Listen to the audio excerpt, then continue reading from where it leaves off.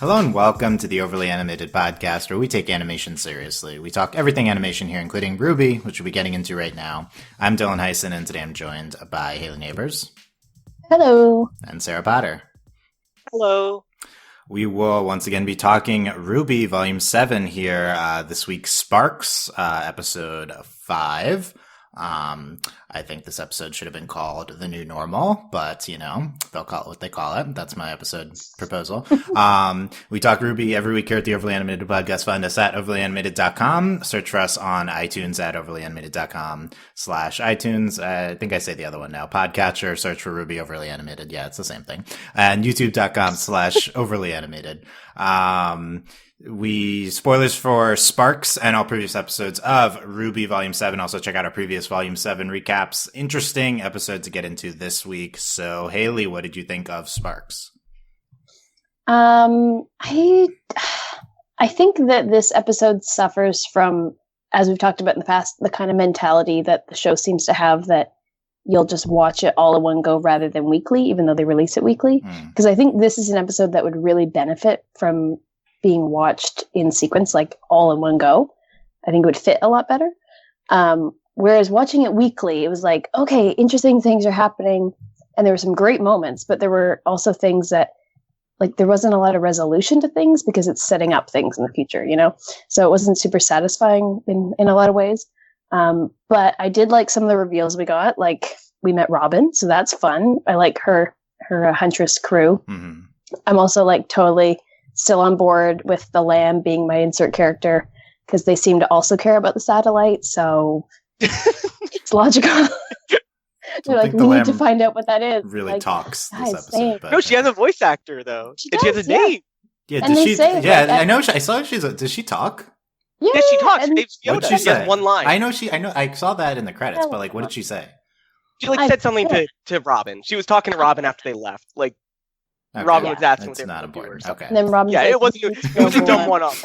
It didn't matter. But there's a lot of those that episode. Okay. Exactly. Yeah. So I'm totally on board with them. I want to know more about them. They seem really cool. And we got some like a lot of shipping moments, which was great. Not a lot of payoff, but we'll see if that ever happens. Yeah, and the whole like, I think we already kind of all knew that the Winter Maiden was intended to be Winter. Like, surprise, her name is Winter. But it's nice to have that confirmed. So, yeah. Okay. Interesting. Okay. So, Hayley says interesting, although maybe it doesn't work as we're watching it weekly. I think it'll be either really good or really bad, depending on the next couple episodes. Yeah, and it's more setting up stuff, so we'll see. That's fair. Sarah, what do you think of Sparks? I actually really liked this episode. I thought it moved really quickly, like in a good way, in a good like RWBY way. There was a new song inserted into the episode. Like, I thought the montage really worked. I thought it was really snappy, and we got a lot of fun, like, just snapshots of the team. And it really felt like we had. I think I said last week, I just want to see the group having fun interactions in their new as huntsmen and huntresses now, and they had that this episode. We saw a bunch of pairs together. We saw Blake and Yang fighting. We saw Weiss and RWBY fighting, and we had a lot of like little gay moments through the episode. We had like I'm not gonna list them all because I'm sure we're gonna talk as we go through the episode, but there were a lot of little gay moments through the episode, and we even got a couple of callbacks to characters that I think, like, I'm not really like high on like the Team Funky stuff, but I know some people do, and I think that's fun that they're calling back to it. I also think it's fun that we got to see the Winter Maiden, and like, I don't know, this episode just had a lot in it, and it moved really quickly, and it didn't have as much of the annoying exposition that we usually get from RWBY in general. Mm-hmm. That's definitely a positive for this episode. Any episode with not too much exposition, a positive. Okay, yeah. That's fair. Yeah. I like this episode too. I think it's hard to evaluate it because it's just 3 vignettes strung together, and there's kind of no attempt made to make this work as its own weekly thing. I agree with Hayley. Like, this is like why is this its own? Like, they're trying to thematically tie it together with, like, Sparks, maybe. I thought New Normal was the theme. Yeah. Like, there's, like, vague themes, but it's really just 3 things that they stitch together. And so I don't like that in terms of, like, evaluating it as a whole unit, but people don't really care about that, and it's RWBY. So let's move on from, so, like, each individual thing. Exactly. Like, you know, it's like all I can say is, like, you know, disagree with how the show is approached sometimes. In terms of, like, each individual thing, I think it's good. I think varying levels of success. This is probably, like, my second favorite behind episode 3 of the season. The first vignette with, like, here's where we are now with the montage and stuff. This is, like, what I want from the show always, but it was also, like, a tease because it's not going to be this. It was just, like, 3 minutes of this, and we see, like, little, very tiny segments of what I wanted. So, like, of course I enjoyed it, but it's also just, my primary reaction is not even enjoyment. It's just frustration that this wasn't longer. So I don't know. Maybe I can never be pleased with RWBY because this was what I wanted. I'm not happy with it. That's what the comments are going to say. The second one is the stuff with Robin, which was, fine. I like the Penny and Ruby stuff better than kind of the Robin stuff itself, although that was nice with her to see. And then the Weiss Winter stuff is probably the strongest. There's actually some strong dialogue in here, surprising for the show. The Winter Maiden stuff was good plot movement. I hate the Jock stuff at the end, but it does, I think, actually tie together to like the themes of that vignette. But don't like that. And then there's a terrible line at the end. Well, I agree that it moves in parts with Sarah, but I actually found that there were a few parts that were painfully slow this episode. So I want to point those out as we get to them. But I just want to say, how dare you complain about Jacques when this is the first episode with any of the Salem crew in it? Like, at least it's not one of them. Yeah, there's no Terry in, therefore it's my favorite episode. That's true. Yeah, exactly. This episode didn't end on a line about cake, so I hate it. That's it does again. Is that your criteria? No, but this episode, the second week in a row, here's a terrible line 10 episode. I think Father may have just provided the spark that will set this kingdom on fire. They're really into naming the episode titles now. It's not a saying, but it's just, I don't. Did you guys agree? I find this line terrible. Oh, it was horrible. It was the same line that was in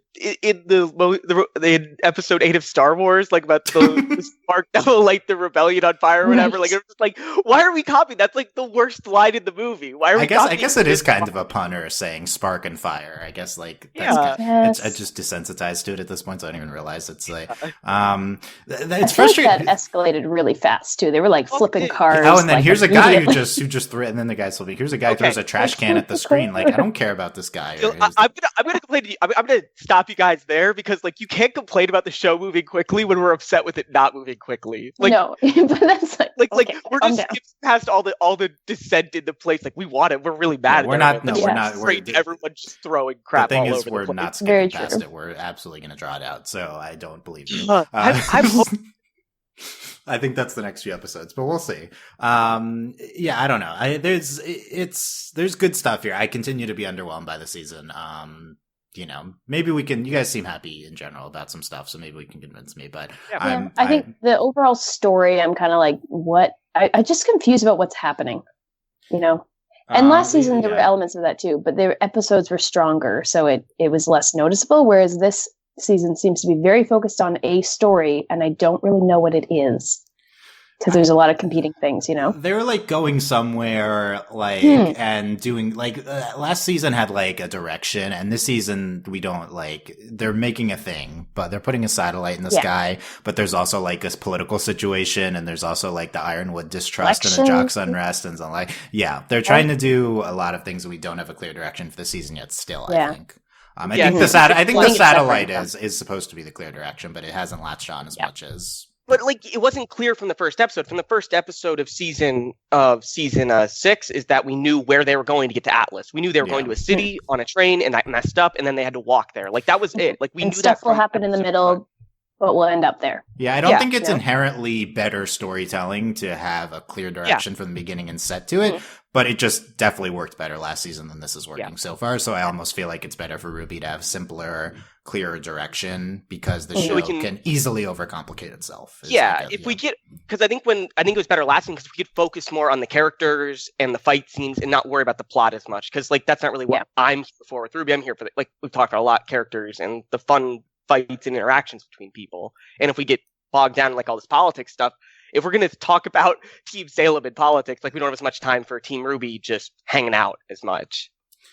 Yeah. I think I need to lower my expectations with RWBY. I think last season was bad because it was good, and now I expect RWBY to always be good, and I should just have fun with it. I'm trying to think about like why I'm not enjoying it as much. I'm like, I need to stop expecting it to be as good as last season, because we're doing what we're doing this season. It is what it is. There's fun stuff this episode, but I'm totally. Yeah. So let's. I don't know because I really liked this episode. Okay. Point out as we go, like what you're. I'm really confused, honestly. Okay, let's go. There's a lot of fun stuff in the beginning. Yeah. So and loads of fun stuff. Yeah, it's just like 5 seconds each, which is my main complaint. But this first thing, this could have been a whole episode. This first 5 seconds, and I would have been very happy. I thought it was. I thought this was all we were doing, and then maybe a little Robin bit, No, because she was in the photos, but I did not expect it to only last for like a couple minutes. Yeah. So Penny was great. Yeah, Penny wakes up. Penny wakes up Team RWBY, and they're in their PJs and they're on their bunk beds, and just Team RWBY in PJs and not in fighting outfits is like already revolutionary for this show. It's like, is this season 2 again? And I'm like, no, let's stop. I don't want to go away from the scene. Penny's like, salutations, and she has time to be huntresses. Ruby's very excited. The rest of them are sleepy. And then, so I thought this was fun. And also, Yang drags Blake out of the room. That's next. Yeah, they cut back to like the bed. Yeah. Then then we have a song. This is great. Parts of RWBY I like: songs, fighting, character interactions. All 3 are in this first 3 minutes. Like, this is exactly what I want from the show. So. Ironwood says time to use the new normal in here, and Ironwood's like narrating what they're doing. It doesn't matter what he's saying. Someone always has to be talking in RWBY, usually a guy, despite the show mostly having female characters. That's my commentary. They have to protect the Amity Tower site, so we see RWBY and Weiss on like a mission fighting Grimm. Yep. That was my White Rose scene. It was literally 5 seconds, maybe less. Nora, it's a thumbs up. Thumbs up. Let's see if it's an emote. I don't know. Probably not. Nora and Ren are on the perimeter of Mantle, protecting it. That was also a few seconds. Wall that comes back up later. As a plot point. Yeah. Bumblebee is fighting in a tunnel, and one of the people we don't care about, the dog, Marrow. Yeah. He's like, you guys always pair up. You shouldn't do that. And then they like kill him. And they're like, watch this. Like, good job. Always. So I guess that's like shippy because they're always fighting together. Yeah. But I think it's kind of undermined by the fact that like the very next time we see them, Yang's with RWBY and not Blake. Yeah, that was funny. Yeah, I mean they switch it up, but yeah. This is what I wanted the whole episode to be, as discussed last week. Is this Bumblebee in the tunnel scene, right? Like, yeah. And I thought it was. After that scene, I was like, oh, okay, here we go. This whole first, 3 minutes, it really feels like they're already together, but the show just doesn't want to say it for some reason. Let's get back to that in a second, because there's another, as you mentioned, brief Bumblebee moment. Next scene is Jim is helping kids cross on the cross. He's a crossing guard Jim. Good job, Jim. Good job, Jim. The moms are very into Jim. They are. And it's totally the haircut, says Nora. So funny. So funny. Hayley, is it the haircut? What's your analysis? Why are the moms into Jim? I think he does look taller with the haircut. Oh, so I think the model just got taller when they changed things. So him being taller is the appealing thing, but he's not actually taller. It's the haircut. Is that what you're Yeah. You're saying there's nothing, a lot with proper styling. You're saying there's nothing appealing about Jim except for him being tall. Is what you're saying? Well, to some, he's probably appealing. He's not my type. Not to you. Okay. He's not my type, but I could see the appeal. He's tall and blonde. Okay. And he's he's helping the kids, the moms are all like, oh, yeah. Okay. Yeah. I don't know. Sarah, would you agree with Nora about Jim's appeal? The I- hair. Don't have a comment about Jib's attractiveness. I really This don't. is the wrong crew for that. Okay. Yeah, it's the wrong crew. For that. I don't think we could will say, assemble though, a there are crew two on really our site cute that kids that would. are holding hands, Dylan, as they cross the street, and I can't tell if they're guy girl. Like I can't tell if they're both same gender Two or not. kids. Because yeah, Shrug. I'm surprised the show has kid models. I guess we saw there's a baby last season. yeah. I was They surprised appear that. every so often. At first, I was like, "Is that the maiden at the end?" Because she doesn't really look like a super old woman. Like, of course, the show can't really do really old women. Right. So I was like, "Is this a middle aged person?" Right? No, and then we zoom did in. It's like, make her that short. kinda. Okay. Kinda. Yeah. She's a hot 80-year-old now. From the distance. Girl. And then they made her arms shake a load, so then you were like, Oh, oh, my God. It started awful coming out of my mouth now that I've said that. Yeah, I wasn't going to comment on it. Yes, I like that scene. I think it's just that he's a young guy helping kids. That's Exactly. attractive to he's moms. he looks Yeah. like a surfer dude, but that Oh God, he does. became a huntress. I or like a hunter. I do like commenting on Jim's haircut though. Okay, I love that it. the show So does. Yeah, Ruby and Yang are fighting Grimm. Winter and Weiss are practicing summoning, but that's like I guess a precursor to later. Yep. And then a notable scene, Ironwood is we can try to jog Ozpin loose. I'll do this by fighting you, Oscar. Yeah, and Oscar's really into it. Oscar's like, oh yeah, some action for once. Let's go. Oscar's like, I matter now, even though he matters all the time for some reason. Yeah. Also, he's in the next scene, but this explains our intro scene with Ironwood fighting them, right? Like this training, Right. So Yeah. not confirmed that Ironwood will ever turn evil. Still might, but not confirmed. Who knows? We'll see. Yeah. I like getting this out of the way, so it's like the intro isn't really spoiling anything. It's like it's up in the air now. If Ironwood shadier, and the episode comments on that, like, is Ironwood shadier? Like maybe, and I think we end on no because he really is trusting Winter with something super important. And Anyway, he thinks he's doing the right thing. It just might not as they actually be the comment right on. thing. Yeah. And I think we've talked about that, how we think he's a good person, but he might not be doing a good thing. Exactly. He well intentioned, yeah. Whether Yes. that makes him a good person or not, question mark. But yeah, as I think basically what Weiss basically comments on. Jim is training with Vine. He's like, how about why don't you have extendo arms? Like, I think that's the show making fun of that there's a lot of extendo arms character, my except it's God. probably not, because I don't know if they're aware But of it. no, I wish it was, because Vine's like really confused that he can't just like stretch out Does his it? arms. Wait, I thought I've walked around Remnant. I thought everyone had extendo arms here. Like, why don't you have This is extendo common. arms? Yeah, like, Yeah. it's a common trait from what we've seen in the show. Oh my God. Ren is training with Elm. I just I just realized where they may have gotten the inspiration for that. The extendo health aura thing. That's like straight out of like Twilight. What I part? just remember that What part? storyline. Wait, I'm what just laughing part? because you're right. I'm laughing because I don't know where you're getting this reference. What part? Yeah.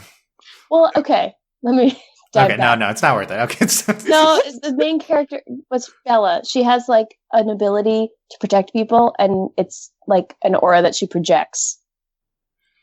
And John is similar, so it could be from Twilight. Okay, Jim is Bella from Twilight confirmed. Yep. Says Hayley. Yep. Okay. Yep. I'm happy about that. Okay, that's Yep. confirmed. That's Yep. confirmed. Ruby and Hare are racing / training. And then we get the part where Blake is leading Sleepy Yang out of bed Where are they going? Where are they going? to go train / make out in the I closet. thought they were like going to bed, so I read No, that I wrong way. think think ready for the day. I think it was the next day. Yeah, it's like, oh, Yeah. here's another Right. day. It's like a montage. Yeah. Weiss is cute. sleep. They're all sleepy, and then Weiss is like sleeping under B's shoulder.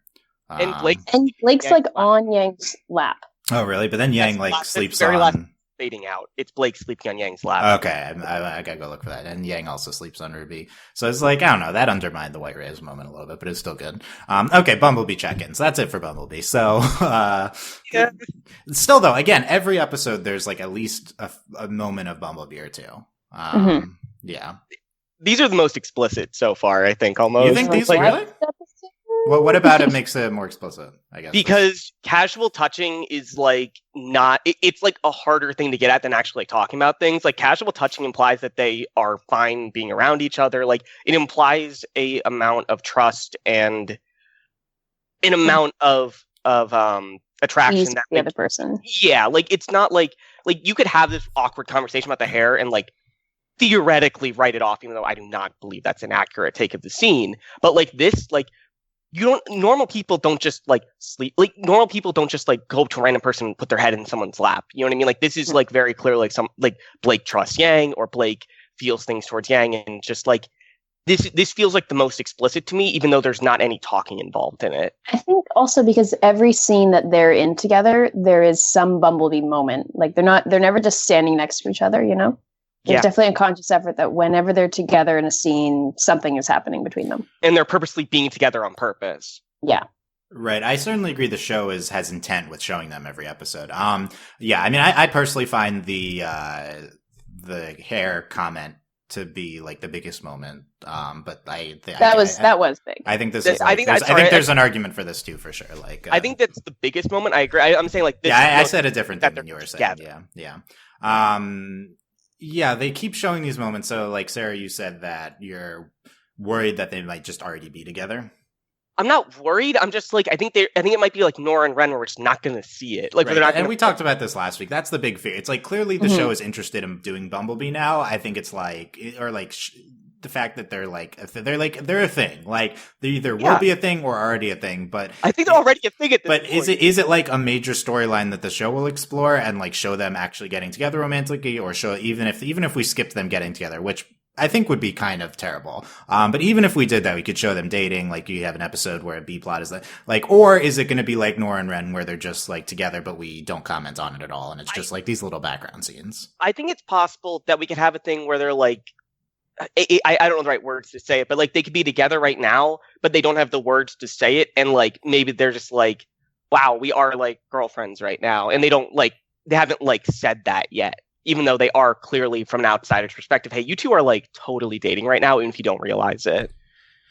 Yeah, so if you're going to take it straight as like the show not doing anything off screen, then I think the best reason why they wouldn't have been together by now, because like, you know, they've held hands at the end of the last episode. They're clearly like at this point, they're clearly like know that each other's into each other. Yeah. Like that roadblock is gone. I felt like before this episode, the biggest roadblock was like that they just didn't have time. Like things were moving very fast. But this episode in this 3 minutes, like in the beginning episode, is a lot of time a lot of time passes of them not doing anything major plot wise. So they had time here and it still didn't happen. So I think Ironwood implies they have time off. Ironwood literally says you can do what you want with your free time. Doesn't show Bumblebee date. So I think what Sarah's saying, and like this is like kind of like a trope of like girls who are like obviously together from all of people outside people's perspective, but they just don't realize it themselves, or like they're like, oh, we're like everyone thinks they're dating. We're like, oh, I don't even know if they like me. Like there's like they're like oblivious that they're into each other. So that would be a thing I guess they could be doing. But yeah, I'm getting bored. So.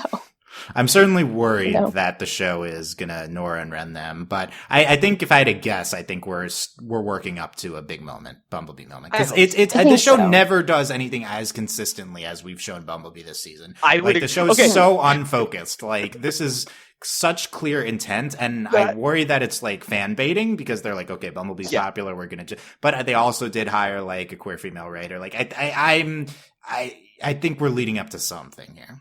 I just hope soon. I hope it doesn't go until like the finale, you know, because that would be really frustrating. Right. At this point, I would take it if we just did a finale kiss, but I obviously would prefer next week or the week after we do some moment with them. Yeah, I'm honestly okay if they don't kiss till the finale, if they actually like go on a date before then, or like try to go on a date. Yeah, and it doesn't need to be a kiss, but a big romantic moment. Like have a significant. I wouldn't describe anything. The closest is the hair compliment, but there hasn't been anything significant with the two of them yet. It's like some big moment with the two.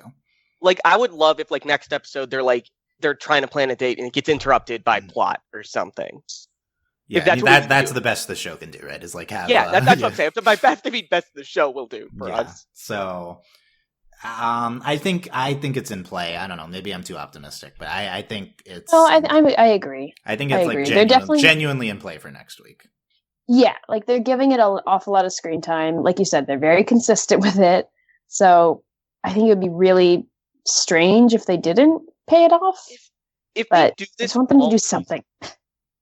if they do this all season, is it like implicitly queer baiting even if they do get together? Like, it feels like really bad to me. Yeah, that's a larger discussion we can approach. I'm very hesitant to label something as queer baiting casually, but I think possibly yes. So we'll talk about that if time comes. It's an interesting conversation than a attack on them. Just to be clear, yeah, I certainly will talk about that if that's what happens. I get the counterpoint to them doing something with Bumblebee is none of us expect Ruby and Weiss to have like a big moment getting together, and they also have casual moments fairly frequently, not as frequently, but like. I think like there seems I think a lot of us are reading a difference in the show's intent with Ruby and Weiss and Blake and Yang. And I think that's fair, but it's also, if you look at the scene by scene, I do think they're approached somewhat similarly. Blake and Yang have the big moment at the end of last season, and the hair compliment this season would be the biggest differences. I almost think they're showing Weiss and Ruby as like a counterpoint show, like this is friendship, these two are a relationship, to be like clear, like these are different. And I think it's working, honestly. Mm-hmm. I'm biased. I think super biased. I think they're super biased. I think they're also doing it. I think they're doing what we are worried they're doing with Bumblebee, with Ruby and Weiss, but they'll actually do explicit stuff with Bumblebee, if that makes sense. Like they're just gonna. Like, I get that. I think they have like some romantic intent, but it's more in like a casual teasing way.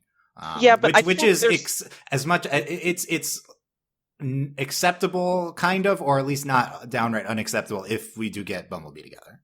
I just think it's hard to see that because it looks like this season is really pushing nuts and bolts a bunch. Like there's a couple nuts and bolts. Okay, we'll talk about that in a second. I view that more as friends than Ruby and Weiss, interesting. But yeah, I mean, it's they're both. Oh no, that was similar. Like so romantic. Hayley, we're on the same wavelength here, like 100%. Okay, we're about to get to that. That's a big talking point for the episode. And then first we have to talk about Team Funky, though, because I know Hayley has a lot to say about Team Funky. Where did they come from? You don't remember them?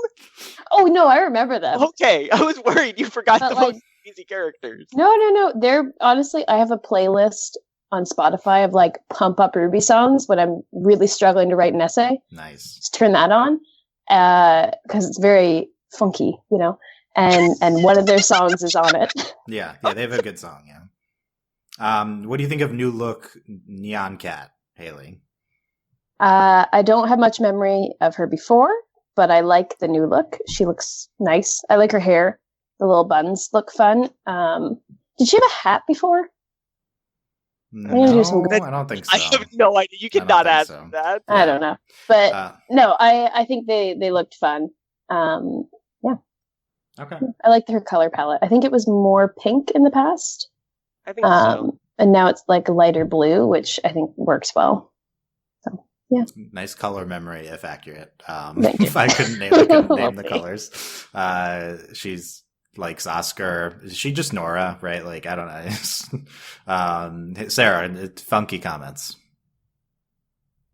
I don't really care about them. I know a lot of people like this team. Yeah, I mean, they have I like their song. I really like the music that played with them. I really like the jazz rendition of I Burn, and like that's really cool. But I mean, I wasn't really attached to them. I think this fight scene's a little fun. It's like a little like, I think it's cool to see our characters just kind of hanging out with people they used to know. And it's interesting to see the differences between the people that were at Beacon and like had to go the journey to get here and the people that just were in Atlas. Like it's interesting to see that because they clearly have aged more than this team. And I also liked, whatever her name is, the cat girl, the way she poked at Nora and Ren. I think it's the first time we've clearly stated that Ren is Nora's boyfriend. Like, I mean, I keep forgetting that. Yeah, but you could interpret that. You could say that was her interpretation, not a confirmed thing. Yeah. Yeah, so, I mean, like, it feels like... It's weirdly, it was commented on, yeah. Yeah, and I feel kind of weird about it. Yeah, it's like, why doesn't your boyfriend have this much energy when he's with you? Or something like that, right? Yeah. Yeah. Can they just be siblings? I feel like that makes more sense for them. No, all the relationships, Hayley. Come on, everyone needs to be together. That's my demands. I didn't need to see Team Funky. I mean, they're fine, but like, come on, why can't we just extend the Bumblebee scene or the White Rose scene by a minute instead of doing this? And why couldn't this be Funky first Team RWBY? Like, why did that have to be? Yeah, it was Team Orange. Is that the I like name? that you said Team Orange. You sounded so mad about it. I am mad about it. That's accurate. Orange. As we all know, Team Orange consists of Oscar, Ren, Nora, and Jim, as it has always been. Yeah. Like, you can't forget Jim. You can't forget Jim. Jim is in there. He's not the leader anymore. Oscar's the leader now, but Jim is part of Team Orange. Yeah. I mean, I don't know. Who cares about either of them? Who do the age-old question? Who do we care about less, Jim or Oscar? I'm not gonna have this discussion. Okay. Right now. Okay. Next. Okay. That's the first part of the episode. It's fun. Yeah. Sarah, was there anything that you particularly liked from the first part? Since we're trying to highlight. I think like every moment is fun. Like even though we talked about Funky being like, I wish they were fighting Team RWBY. Like I still thought that was a fun part of the episode. Like it was fun to see them doing that, and it was fun seeing characters just fight and kind of have fun with it. And I think this part of the episode is good.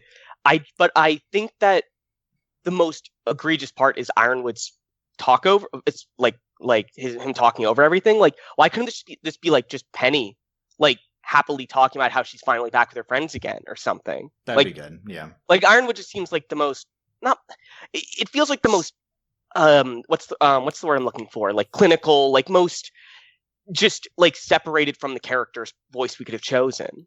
This show does this with Crow all the time. Now it's Ironwood. But at least Crow, like, now has some amount of attachment to these characters, so, like, he's even closer. They pick someone further than Crow. Ironwood just sounds clinical, too. That's a good descriptor of him, yeah. I wonder if that's to set up, like, something that's going to happen, you know, where it's like he's training them, and then it turns out, oh, he trained us, but to do this terrible thing. I mean, I think that's what they're... That's a classic. That's a classic. Yeah, but I don't think I don't think that makes this good, like, him being the one to do this voiceover. Yeah. But it might be why they did it. Yeah. It was a very RWBY move. Okay, next part. We have the Robin Hill stuff. So Penny, RWBY, Crow, and Clover on a long supply run. Penny and RWBY are talking. Penny is excited to be working with RWBY in a professional capacity. As friends. Right, just gal pals. Penny doesn't have time for friends. RWBY's like, what about friends? Ironwood says, I have no time for friends. And then Penny's like, is this normal? And RWBY's like, that's super normal. Like her, whatever she said. So central crisis. I like that as furthering the normal type theme. Your title for the episode. Yeah, well, they say it in the first part. It's not, you know. I'm not trying to like make a new title scheming. Obviously, you have to say the title in the show. Yeah. At the very least, Sparks is like not as horrible as some of the other titles. If you want to, the thing with Sparks is you could interpret it as Bumblebee as well. I think there's a lot of relationship sparks in this episode. A lot of. So I think that's what. Yeah. What's romantic about this scene with Penny and RWBY? I am a nuts and bolts shipper in addition to White Rose, but I saw this as sleep on the Penny's shoulder, like at the very beginning. Which side is it romantic on? Both? I think RWBY is into Penny because like when Penny wakes RWBY up, like in that montage scene, RWBY is so excited to talk to her. If you like go back and watch it, she's like literally jumping. She's very excited. I mean, I think that's for the Huntress train missions though. But I don't know. RWBY is actively being like her old self around Penny. Like they're animating her in that really anime way around her, and I think that's I think that's like on purpose. Like they're showing her just being a lot more happy in herself around Penny. I think it's more on RWBY than Penny's side. I think Penny doesn't understand those feelings or would be able to right now. Hayley? I don't know. I when she was like in a professional capacity, I was like reading into that, but that might also just be Penny being weird. And overly formal. Yeah. But I don't know. It was mostly the like nodding off and almost sleeping on her shoulder thing. Okay, that's cute. Yeah. I've never interpreted RWBY as having romantic feelings for Penny. I think it's always been Penny's. I didn't really. Yeah, I don't know. Like back to volume 1 and 2 though, like same thing. Mm-hmm. But yeah, Penny. I mean, Penny's like had strong feelings. My interpretation of Nuts and Bolts, and I think nothing has changed it on the season, is that, you know, like RWBY loves Penny as a friend. Penny's like had intense feelings for RWBY, which she's not used to, and it could be interpreted by us as romantic, but she's not capable of interpreting them that way just because she can't like process it. So I've had less of that from Penny actually this season, like with RWBY. Yeah. Like, I haven't seen as much intensity. I think that's because of Ironwood. Ironwood has told her. I think Ironwood is is dragging her down emotionally, which is sad. But yeah, I don't know. I saw, regardless, there's a cute scene with the two of them. Probably going to be the screen cap. There's them smiling at each other. Is like this is. I will say I've complained about how you brought Penny back, but you don't do character stuff with Ruby and Penny. This scene is the answer. This is what I was looking for. The scenes. This is probably my favorite scene of the episode, even though I'm not interpreting it romantically. Like just seeing them interact intimately was like a absolute requirement for me of Penny coming back to the show. I'm glad they're doing this, and I hope this isn't the only one we get. Yeah, that with this show, yeah, it tends to do things like it's short and wants to satisfy things. Yeah. This is important. This is an important character relationship if Penny's back. So let's do multiple things. Okay, this though is romantic though. We have Clover and Crow. Oh my god, this is so romantic. Okay, holy crap. We ready for a rant? We start. Look. I would love to ship Clover and Crow, but we start the scene with they're playing cards. I know, Dylan. And Clover is like, "Oh, I win again." Like, are you gonna be okay, Dylan? You're gonna die from this season. I have to work up the energy to shout about this. Like, this is literally the stupidest thing this show has ever done. Like, this show is filled with incredibly stupid, and sometimes I mean that endearingly, because stupid can be fun. But Crow as bad luck semblance was the previous stupidest thing the show has ever done, and not in a good way. And then they bring in a good luck semblance counterpart, and they make them like a pairing. And then they're playing cards. In this episode, they're playing cards, and the good luck guy's like, "Oh, I win again," over the bad luck guy. Like, oh my god, shut up! Like, this is. I'm intellectually insulted by every part of this. Dylan, it's so bad because they're so cute together, but it's so horrible. But and then they have the audacity to make them actually cute and a good couple. Like, but they have the worst foundation. Can you get rid of their semblances? RWBY has, I swear, it has so much bad mythology, but this is one of the dumbest mythology concepts I've ever seen in any story. Is a guy with is inherently bad luck, and here's a guy with inherently good luck. I just love the idea of the audacity of making them gay and cute together. Right, that's the worst. If they were it was just a terrible plot line. It was just like, okay, that's fine. No, but now I'm like mad about it because I want to like them together. But the show is doing everything in its power to keep me away. Why do they need to play cards in the beginning? You don't need to remind us that one's a good luck and one's a bad. Oh my god! No, they have to. Like, it's so stupid. They can't help themselves. And like later in the episode, he says "good luck" to somebody. And I'm like, are you serious, show? Is this really what we're doing? I think they're trying to be stupid on purpose, but like with this writing it this way, but like they don't understand that it's not, your mileage may vary. For me, it's not like fun stupid. It's like infuriating stupid. Like they're just getting the wrong stupid across here. And like the worst, like you said, the worst part is like outside of the stupid, it's so good, the gay here. Like this is like the perfect like continuation of Crow's character from last season, just being like completely bashful after like losing all its confidence last season. Like this is so good. Yeah, that's it. You said it exactly. This is it's frustrating because this is the perfect direction for Crow. Like, and it's in the context of this stupidest thing ever. Okay, so just ignoring the cards part, Crow gave up drinking, which sure. That you think that'd be a bigger plot point? Was that? No, that was last season, Dylan. Did he say that? Like, he didn't say it, but RWBY took away his thing, like told him to stop drinking, and then he didn't drink again for the rest of the season. And now this is the first time, the first time we're commenting on it. Okay, I'll rewatch with that lens. But yeah, I know with the at the horror episode, there's a big part of the thing with him drinking, and then later, like that's a big thing. RWBY's just very frustrated with that. Yeah, good for Crow. I think this is a bigger deal for his character than we're commenting on, so I hope we come back to this. I guess. Yeah. But, yeah. I don't know. I think this is enough for it. Like, I think we've kind of commented on it just because, like, he's lost his confidence, and I think part of that came from his drinking. Like, he was confident because he just was kind of out of it all the time, and now he's back sober and back, like, kind of connected to the world, and he's just kind of lost there, and I think that comes across well. That he's lost now? Yeah, like that he's lost kind of now. Like he doesn't feel as confident now that he's completely like in tune with like reality, essentially.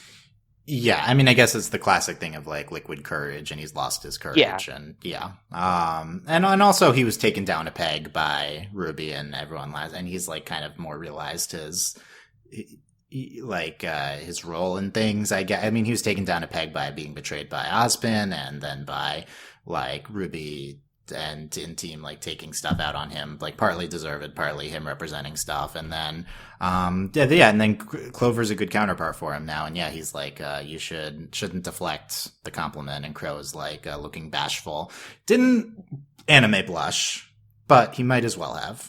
Yeah. Is my interpretation. Like there is like I don't want to like gal pals this, but there is like an interpretation of them as like friends, you know, like he is bashful, like, and that's like an appropriate reaction to him. But I do think the show is intending this romantically, which is shocking still for that Crow's character is going this direction.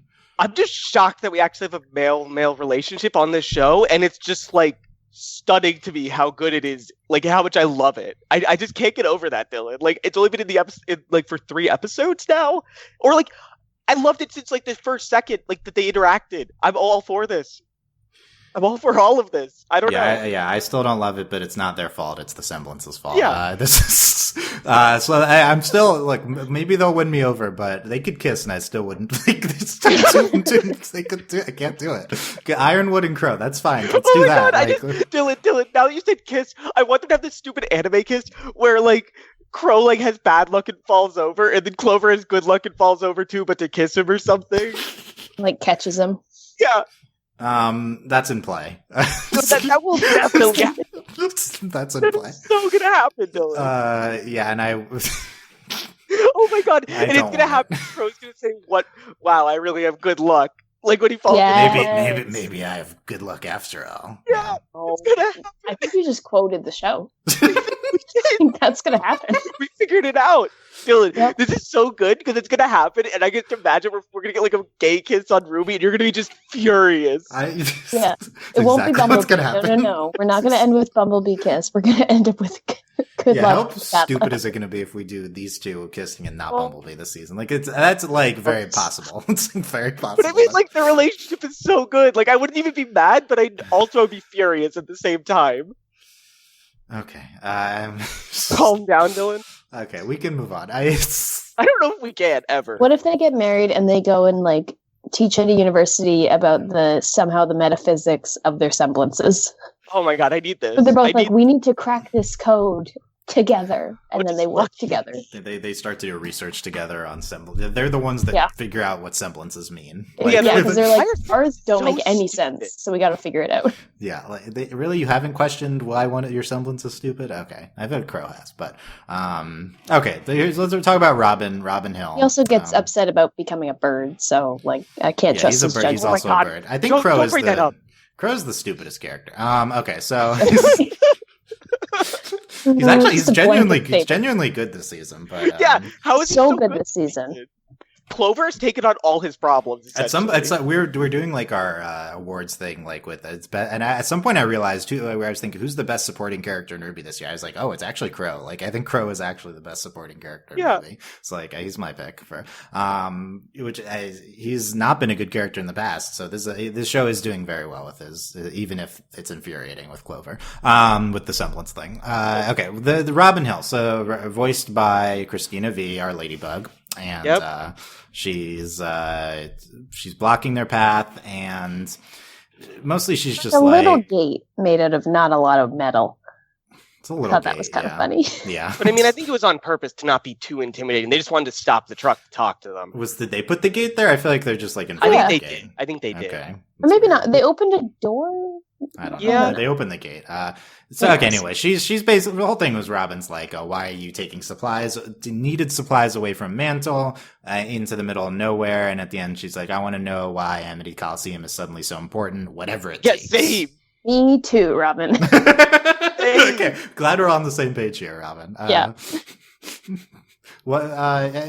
she's asking the wrong question. Like, we don't need to, we don't need to use the Coliseum, but it's the tower. Yeah, so she, and this is like, I guess, a nuanced scene because Robin is being presented as she's like antagonistic to the characters we like, but she's being presented as sympathetic because you can tell that she's working with good intentions for the people here.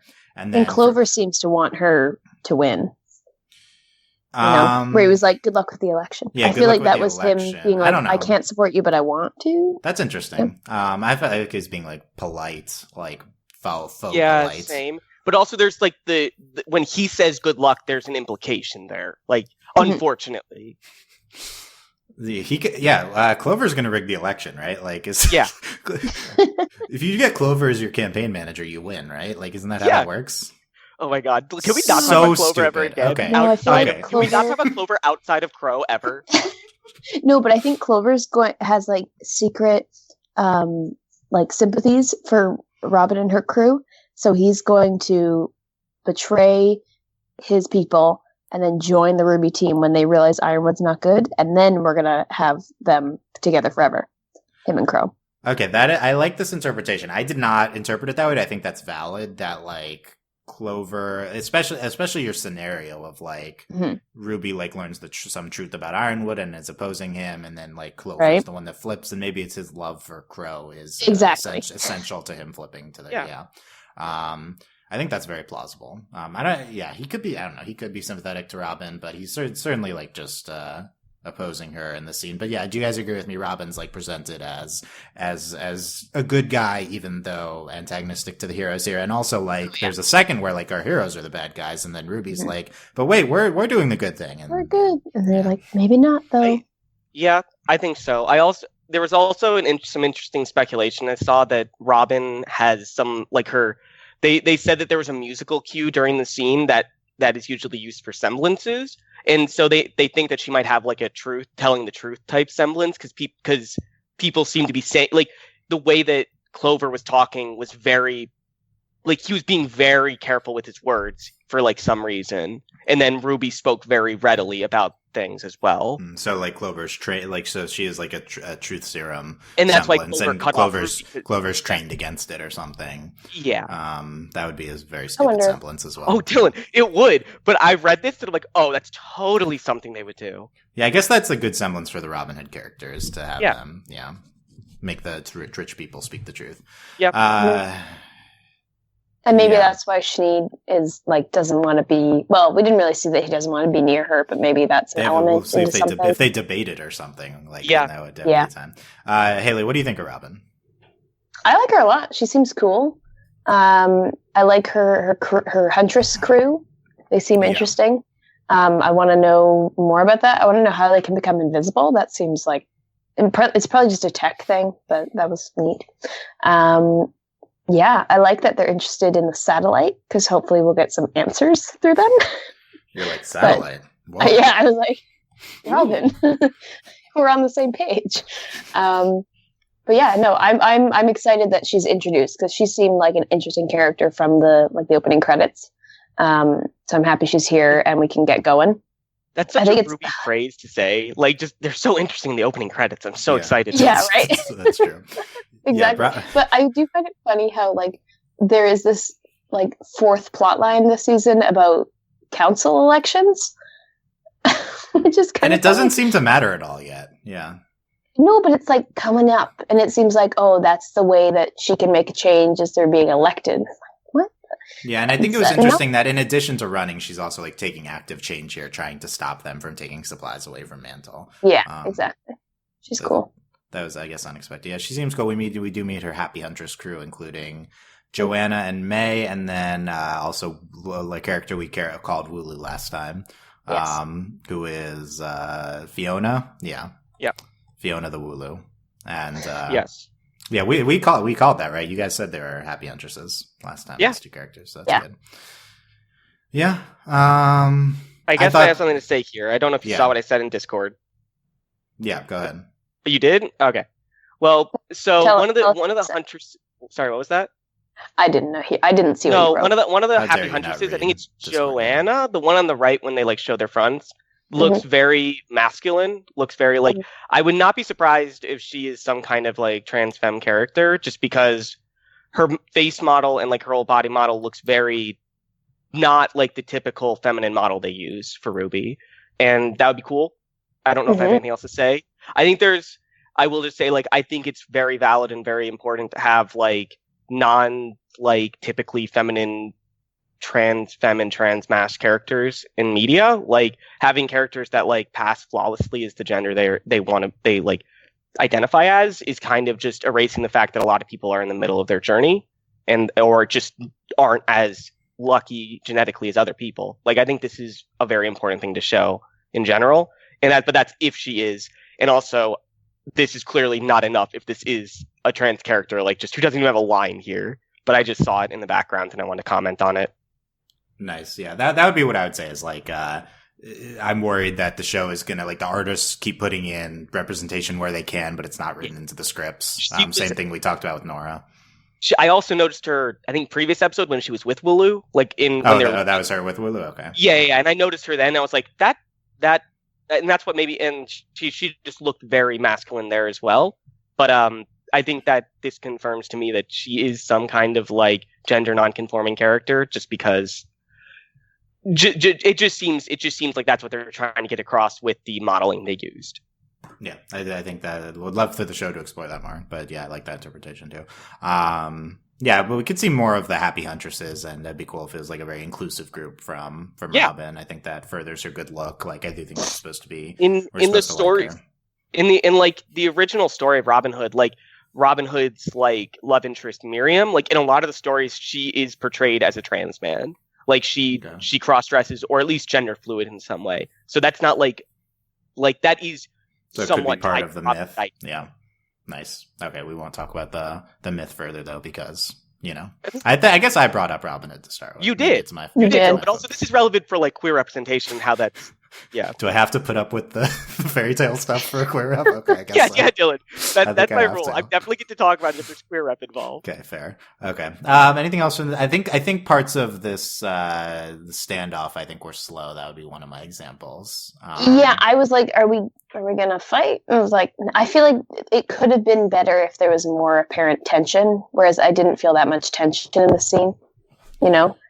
Yeah, I think it's like they weren't going to fight. Dragged a little. I thought it might have dragged, and they're making similar points for a fair amount of time. But I do like the presentation, Robin. Okay, let's talk Weiss and Winter. They're training. We saw them training earlier, and we see shockingly camaraderie between like a interpersonal scene with Weiss and Winter. I think they had like their whole conversation over tea or something in volume 4, 5, 3, 4, 3, 4. One of the seasons I don't want to revisit. And I think it's 3 or maybe 4. No, I think it's one of the traveling seasons, because I think it's like a flashback we get. No, I don't think it's one of the trailers from season 5. It's in the trailer, and then it's like Weiss is thinking about her sister, and then we see that she's on the ship going to Vale. I don't know. Maybe. I think I might be thinking of a volume 3 something, but whatever. Weiss and Winter have established. Point is, they've like established good stuff in the show, but it's been a while, and Winter's like compliments Weiss, and she says, "I didn't intend it that way." And Weiss has grown up. Winter's glad Weiss also distanced herself from the Schnee name, and Weiss says, I can't accept working for Ironwood because you should open the borders. And she says, everybody thinks what they're doing is right, but usually they're just looking out for themselves and their secrets. This is a very RWBY line. Yeah. Yeah, if it stopped before the secrets thing, then it would be a much better line, I think. I think that's like an interesting point. But when you mention secrets, it's like, okay, we're RWBY. But yeah, and then can Winter be sure Ironwood isn't keeping secrets from her? And I guess the answer to that is like Winter's very clued in with the Winter Maiden stuff. So Are we on the up and up with Ironwood now? Because he does seem to be trusting Winter. I'm kind of on the same page on Ironwood that I've always been, that he's just same. Yeah.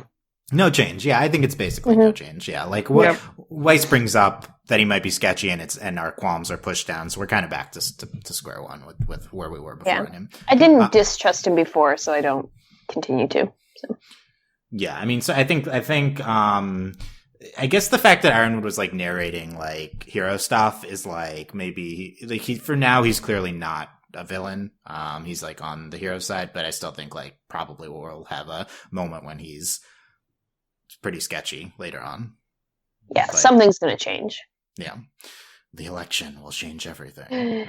Oh my god! I guess something happens this episode which changes. Okay, Winter Maiden. So here's the longest stretch. So first of all, Weiss and Winter go walk down a very long hallway, and then they go downstairs and they go walk down another very long hallway. That was an excessive amount of time to dedicate to walking animation. Like, yeah, it's like, okay, here we're oh no, okay, we're still walking.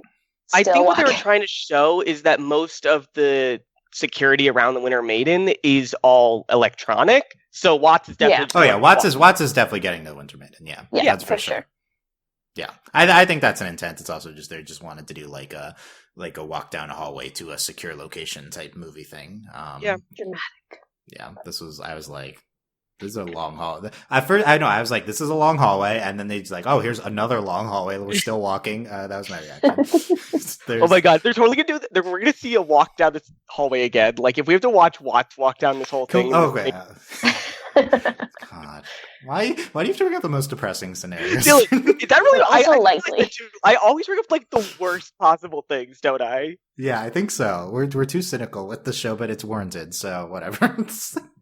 I don't think any of the worst possible ideas like have ever actually happened. I think so. Watts Like, is definitely walking down. Yeah, Watts will power walk down the hallway. It'll be fun. Oh, I hope so.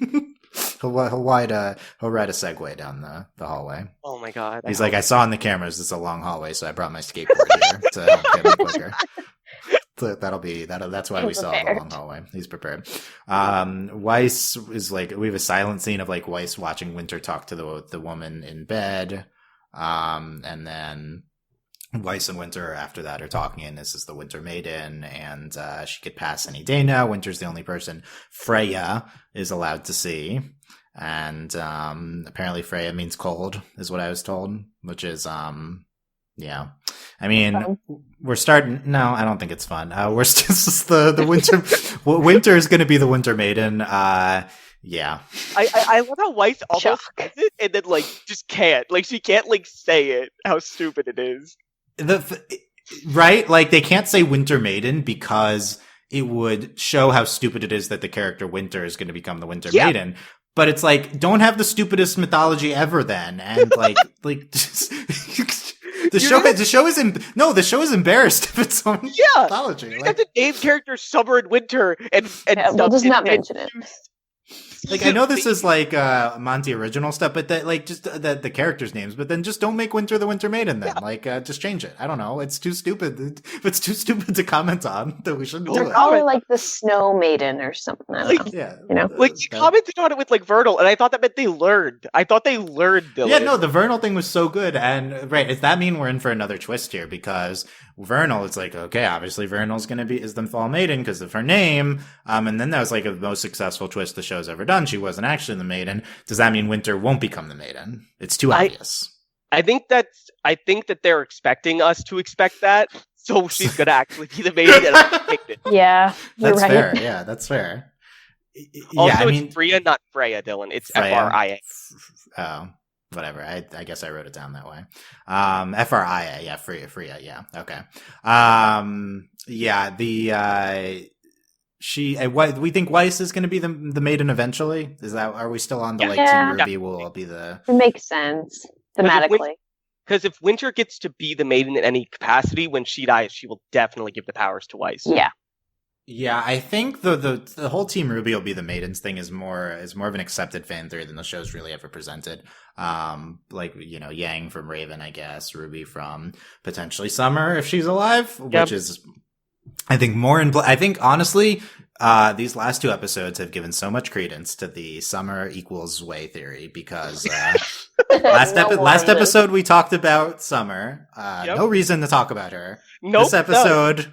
We talk about Maiden stuff, and Winter will become the Winter Maiden. So you think Summer will be the Summer's probably the Summer Maiden by that logic. So Summer is alive. Like, I think these two episodes imply that Summer is alive. Honestly. Yeah. Yes. Yeah. And she's in Way. She's in Way. That naturally follows too, right? This is the writer's saying they're willing to let same name characters have the same season's powers. The fact that they're willing to do this means that Summer could absolutely be the Summer Maiden. Yeah. Wouldn't it be amazing if Summer was like the Spring Maiden or something. It would be something. I have a surprise for everyone. Oh, Delaney has caught up with the show, which is like shocking to longtime listeners that she might actually be on the podcast again coming up. I have her thoughts on this episode. One of them is also Summer Rose is 100% the Summer Maiden because they're annoying. So Delaney agrees. Delaney's other thoughts: Bumblebee in all caps. I'm really gay for Winter. I'm so gay for Winter in a separate message, and then also I ship Crow and Clover. So Delaney's on board with that. Was this just now? Was what? Were these messages just now? Before the podcast. Oh, okay. We need to hear those thoughts. Those were very. So, if you're keeping, if you've put any credence in Delaney being on Bumblebee episodes, Delaney might be on the podcast next week. So that's the reason Bumblebee might be confirmed. We'll see next week. Look out. Winter's the way, summer's way. Yeah, that's what we talked about. I'm going through my notes here. Just kidding. The Winter, Ironwood chose Winter. Weren't you bothered that Ironwood was grooming you at first? Yes, but it seems like a privilege now to do real good. The destiny was chosen for me, but she's making it her own now. And Weiss says they both kind of had to carve out their own way. I want to say props to the writers for this dialogue. I found this dialogue to actually be very good and poignant. Mm-hmm. Mm-hmm. I think this is written by one of the two new writers, and I think he did I don't know. I'm it's like, what's the effect of the new writers? I feel like dialogue would be the biggest thing, because that's been my personal critique of Miles, is that the dialogue is not his strongest suit. So I have seen an improvement. And that's like not like a mean thing to say. Like, people just write different things better. Yeah, absolutely. Yeah. So that's why you have more than two writers. So now we have four. Slightly better. Let's go.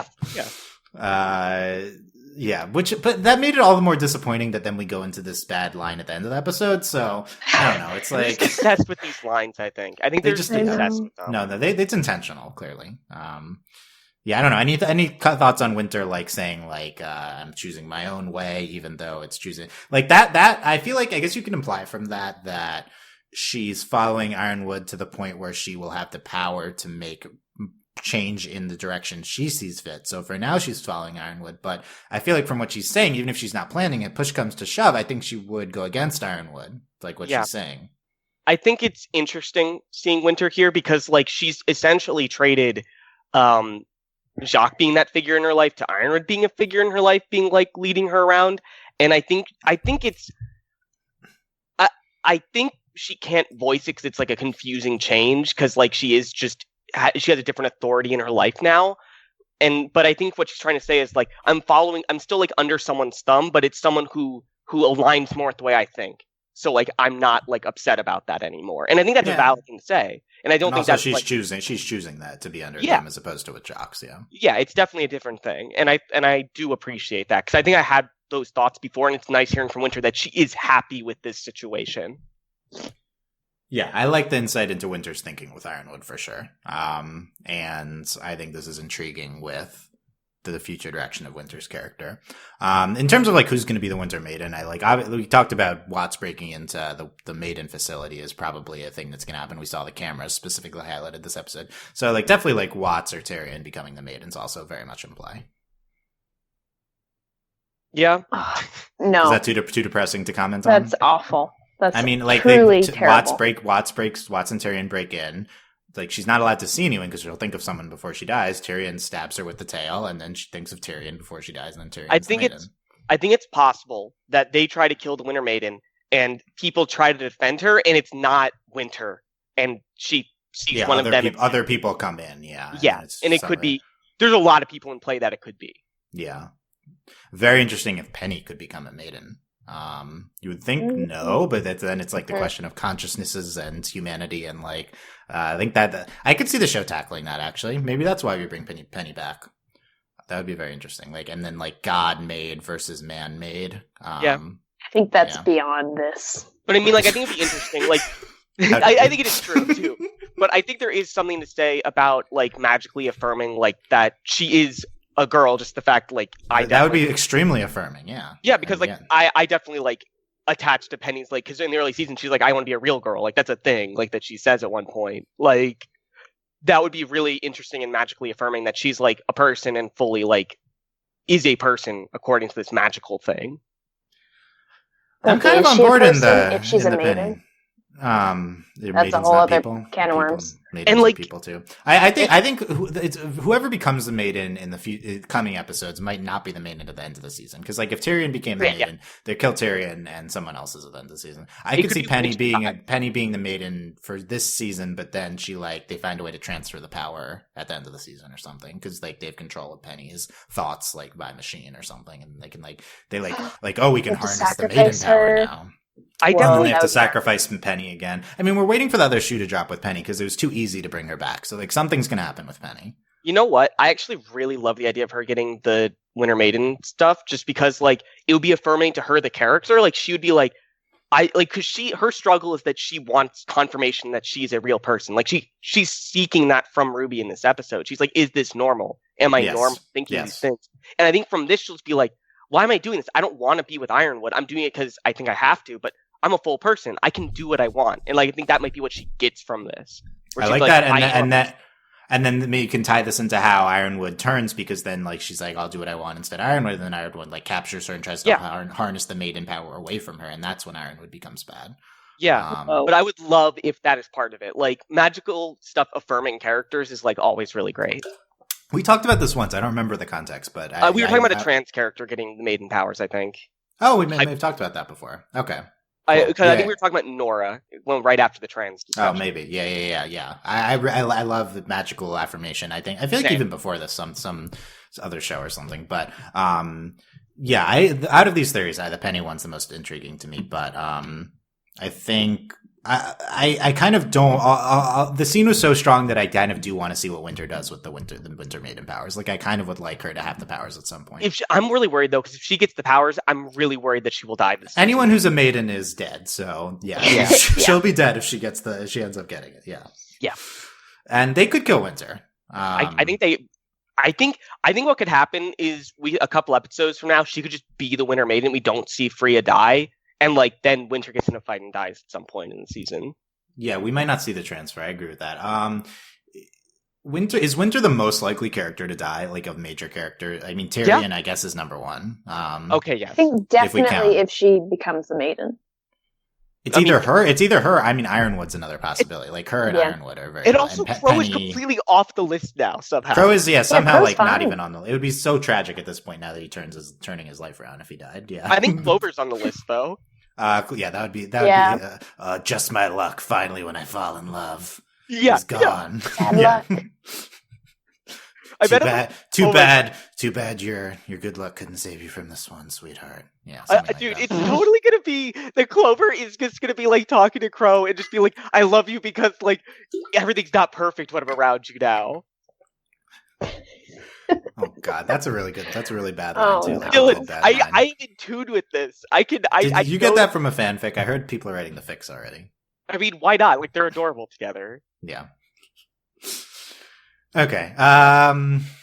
Then the Jacques broadcast, and he's opposed to Ironwood, and there's the embargo, and she's shutting down non-essential Schneider's company operations. I think Father may have just provided the spark that will set this kingdom on fire, and then you see people throwing trash cans on flipping cars. What about this was a spark? Like, I see how this would be very disruptive to not have dust. Everyone lost their jobs. He's like the biggest employer in the city, and all of a sudden he said nobody has a job anymore. And he's using that, and he's saying it's Ironwood's fault that he has to do it. Right. Yeah. Which I think is stupid. It's a stupid plot point, but it's what they're trying to do. Yeah, and I guess it's like, did he intend for people to riot? Unclear. I kind of think so. At least he's intending for people to be against him. Because now Grimm are going to show up in the city, and like he just wants everyone to think Ironwood's horrible and horrible at his job, despite the fact that he's the one doing it. Like, I think this is actually like a really depressing take on politics in general. Like Robin being like the good person in politics and she can do nothing, and Jacques just like waving his hand and then everything is horrible. Like, I think this is just a really depressing take on politics in general. Yeah, does this further our Jacques Trump comparisons? Or Yeah. Also, is there an incumbent on the council? Is it Jacques? Well, see, this has been my No. question. I think right? no. Yeah, it's very unclear. Like, what does the council consist of? Why is all this like uproar over one seat? Are there like 10 was seats on the also council? Like, just Are they doing running for like the president's seat or right? something? This isn't the president's. Right? Like, No, they're just a member of the council. And I was doing some Googling because I was like, but it's the kingdom of Atlas, which you would assume there is like a monarch. yeah. I can't find any evidence of a monarch. So, Like, What's happening it's very here? confusing what their government structure is. They have not who is the invested king anything. or the queen? Where It are seems they? like a high stakes election for like one of 7 council seats, which is Yeah, what you'd right? expect, right? Like this. Yeah. Also, no one else is running in any of the like. There's only one vote. Like, there's no one else running for anything. Only one district is Yeah, voting. and also it seems like only one of the 7 seats is up for election. Yeah. But then we're told none of these things, and also Yeah. it seems like Jacques is running against Robin, and there's Yep. no incumbent. But none of those things were told to me. I'm just implying Yeah, all of those things. essentially. Like, did the incumbent just die? Like, is that what Yes, happened? Yeah, I guess so.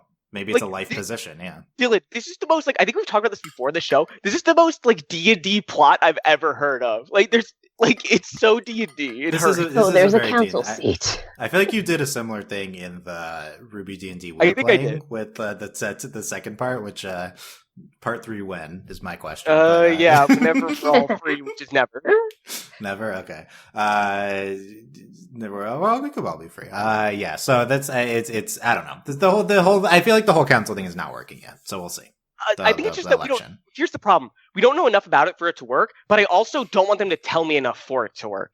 I think if they just said it was the prime minister or something, then it'd be like, oh, okay, so they actually have power. That would make more But sense. being a part of the council Like, is odd. imagine like a PTO meeting, and it's just like, is that what they're really running for? The council was mentioned before. Now that I'm thinking about it, with Jacques like responding to talk of the council, like that has been a thing before. And Ironwood's on the council, right? Like, I guess now that I'm thinking about Ironwood, I guess is I thought on the he was council. just the head of the military, or is he just the head of the military? Okay, these are our questions. So, speculate in the comments. in this podcast. People are going to try to tell us the answer to this, and I just want to say in response to your comments, no, you don't know the answer. Yeah. Maybe Ironwood being on the council has an answer. That's the only thing that might happen. If they want to tell us what the answer is, you have to specifically cite specific lines. Cite a source, or say I think, because it's valid to say I think, because this show doesn't tell you anything. Like, we had tell you back when anything. we were talking about auras before, people like told us so much stuff about them. We're like, no, that was never stated. It was just implied. Could have been in a World of Remnant, and we don't remember. But you cite the World of Remnant. Yeah, please. cite the World of Remnant. Okay, there you go. Well, we'll see what's up with the election. Next week is a night off. After constant missions and vigorous training sessions, the kids finally get a night off to relax. But attending a political rally may not be the most leisurely activity.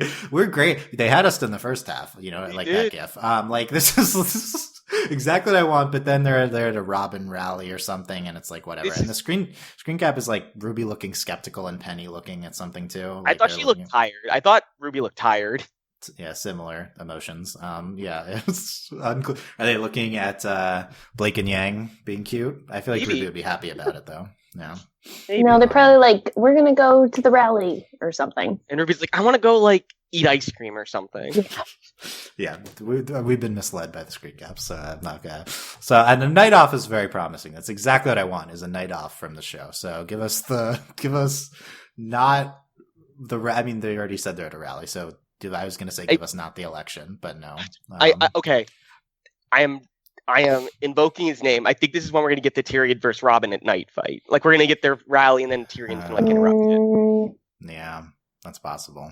Or this, or the next one after this. Yeah. I just feel like this seems like the event that it would happen at. Like, he knows where Robin is, and he wants to kill her. Like, this is clearly a time he could choose to try to assassinate. Maybe like 3/4 of the episode is Bumblebee and various other things. And then 1/4 is they go to the rally, and then something happens, cliffhanger, and then we fight next. If he comes out of the shadows with like his glowing tail again, I might just like explode.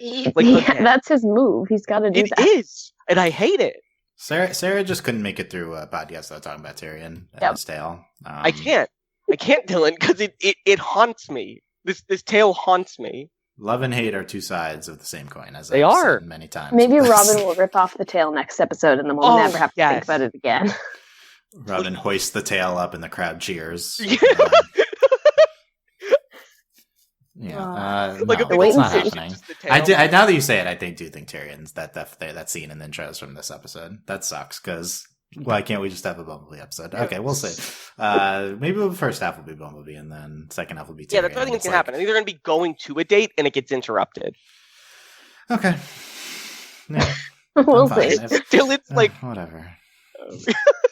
Whatever. There's some interesting things we talked about in this podcast. So that's I most high on the Penny Maiden thing, but there's some we could go in interesting directions. I want to track your excitement through these podcasts because I think it's like the exact opposite of season 6, where you're like losing excitement as we go. I am losing excitement as we go. Yeah, if you're tired of me not being hype enough for RWBY, to your listeners' benefit, I will be gone for 2 to 3 RWBY podcasts in December. So we'll. It's gonna like get insanely good. You'll get and then it'll be good. You'll get the opposite of me, which is Beatrice being really hyped. So that's the yeah, and all the kisses will happen while you're gone. You're gonna come back. Yeah, absolutely. And then it'll never happen again. I'm the bad luck semblance with RWBY. Yep. Yeah. Oh my god! Don't you dare! Don't you dare run down the path of like figuring out our like semblance sonos. What's each of our semblances, guys? Yeah, don't you dare. Just kidding. Hayley, what are your final thoughts on this episode? Oh gosh. I don't know. I don't know. It had some cute moments. And I'm excited to see what happens with Robin. Although the council thing is complete nonsense, so whatever. And I think Winter and Weiss had some good moments, but we shall see. We shall see what comes. Okay, we shall see. Sarah, final thoughts. I'm still just on gay and trans watch for every single character, and that's all I can say. Because I think we talked about everything else in this episode. That is accurate for your position on that. I know, no, this is what I do. This is what I am now. This is who I've become. It is. We're all on the Bumblebee watch. This is. Oh no, we are. Yeah. I just find it funny, like the year difference in podcasts. Like I'm completely on different. I have different focuses now. But the show is like patently false. You are still talking about the tail. How many years has it been? The tail's stayed, but everything else inside the tail has changed. The tail is just the one constant in your life. You can just always count on the tail. Yeah. Yes. In all of our lives, really. Like Tyrion will never go away. Oh my god, they're gonna kill Tyrion this season, and then they're gonna like bring him back as like a undead Grim or something. Oh just yeah, once as people can't die on the show without us speculating about them being Grim. So Tyrion, I think at least one. I think it's a guarantee that at least one character will come back from the dead as like an evil Grim. Oh yeah. It's still Pyrrha. It's still happening. Okay, it's either Pyrrha or Adam. Yeah, I think we talked about this last season. I think that's depressingly a real possibility. Oh yeah, it is. Yeah, it is. I think it's very real. Okay. We'll see. Yeah, that was Sparks. There's a lot of interesting stuff in here, just not necessarily presented in the best weekly format. Shrug. Let us know what you thought of this episode. overlyanimated.com, youtube.com/overlyanimated, or in our Discord at overlyanimated.com/Discord. Also on the Discord where we mentioned the year-end awards thing that's about to go into nominations internally. That's just for patrons if you're interested in that at patreon.com/overlyanimated. Thanks to all of our current patrons, especially our patron of the podcast, Nicholas, aka Nickelodeon. And thanks as always to our patron executive producers, Ryan, Steve, Alex, Beatrice, Hugh, Michael, and Needle. Back for next week's RWBY, A Night Off. I already forgot. Is that it? I think so. Yeah. Sure. Okay.